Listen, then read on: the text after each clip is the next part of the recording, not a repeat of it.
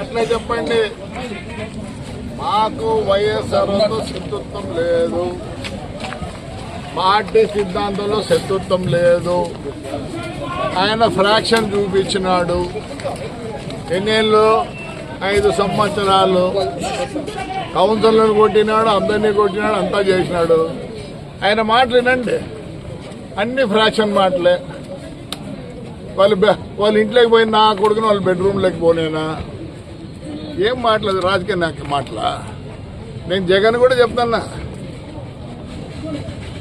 మళ్ళీ 3 ఏళ్ళు కొడతారా? అంతవరకు మేము ఊరుకుంటారు. ఆడపిల్లలు గౌరవిస్తారు, ముందుకు వస్తారు.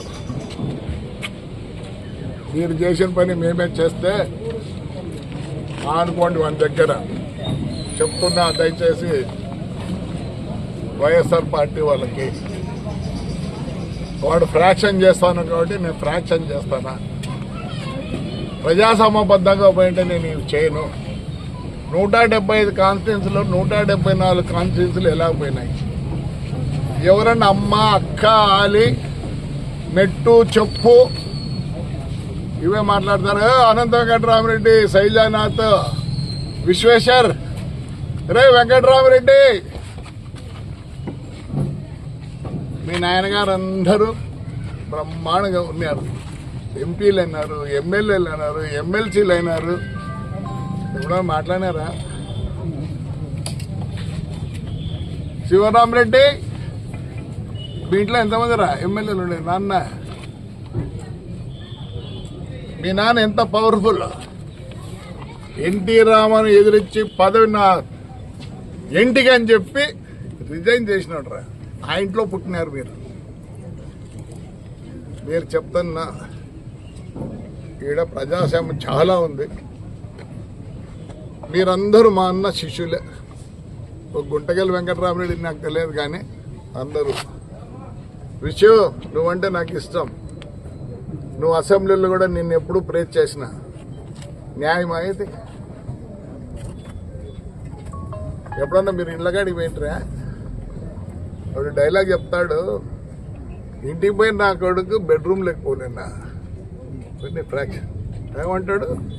ఎలక్షన్లు, మున్సిపల్ ఎలక్షన్లో నా కొడుకు నిలబడన్ని, నేను కానీ, నా భార్య కానీ, నా కొడుకులు కానీ, నేనేం వద్దని లేదు. మరి ప్రజలు ఏం తీర్పిచ్చినాడు?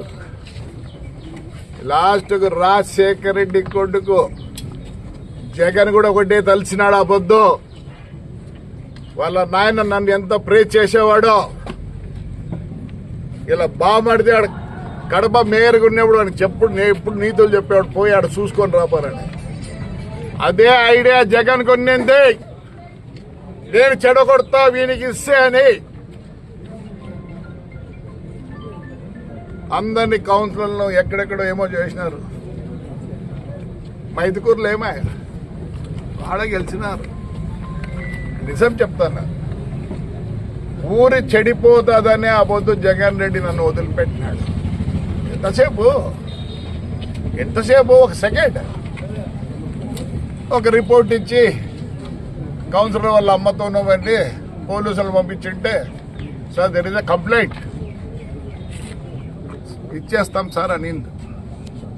బద్వేల్లో అదే మైదుకూరులోనూ అదే జరిగింది. వేరే సార్ ఎస్ వాళ్ళ నాన్న ఎప్పుడు చెప్పేవాడు, ఆ మున్సిపాలిటీ నెంబర్ 1 ఈ ముందు నేను వైఎస్ఆర్ రిక్వెస్ట్ చేస్తాను. నేను 24 పేర్లు ఇచ్చిన, అది కూడా పక్కన రాసిన. ఏమి రాసిన? అయ్యా వీళ్ళు ఏమేమి చేసినది రాసి పోలీసు వాళ్ళకి ఇచ్చిన.